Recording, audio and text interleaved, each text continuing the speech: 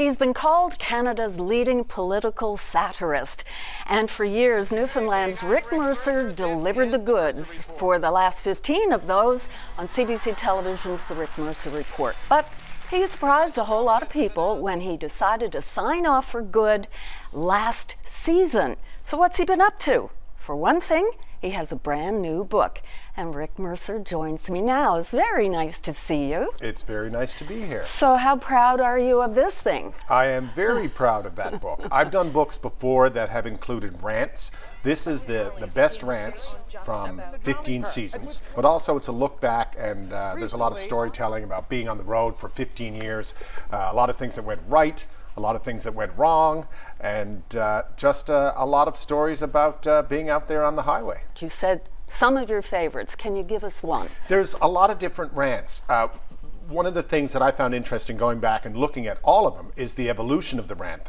Originally, they were almost always about national politics, often about what was going on in Ottawa, obviously, and they were kind of inspired by, they would come from an angry place or a place of frustration, and always with a comedic treatment. And then as I realized as time went on, they didn't always have to be about what was going on in Ottawa. They could be about something as universal as the fact that Canadians don't know how to use escalators anymore, or people are blocking intersections and doing it on purpose. And then as time went on, I realized they didn't have to be about subjects that were always necessarily could even be treated in a comedic way.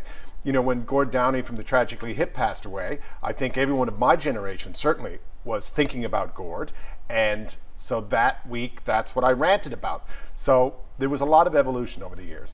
When you review the rants and you pick out those that you include in this book, I mean, what goes through your mind? Are you thinking back to the emotions you were feeling at the time, the politicians you might have been skewering? Well, sometimes you forget. You know, you go back and you go, oh, I forgot that they built a fence along the harbor. Right. I'm angry again about that. Or something you had forgotten. Oh, right, they got rid of the census. I forgot about that. Now it's back. Okay. But there's a lot of emotions, when you look back at them. As you say, 15 years, you were in the spotlight for all those years and many before that, and now not so much, even though you're on a book tour. Mm-hmm.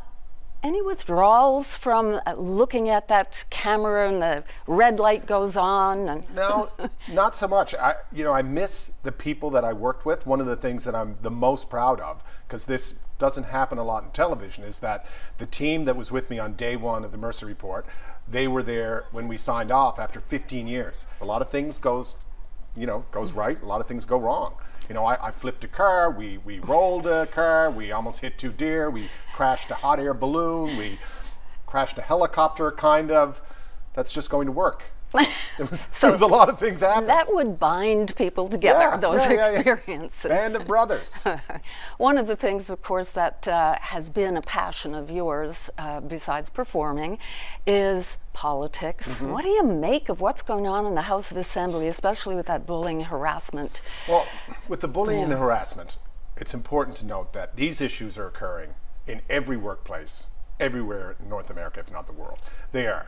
But legislatures, the Newfoundland legislature, no different than many others, that there is just behavior that goes on that is just 100% completely unacceptable in any other workplace.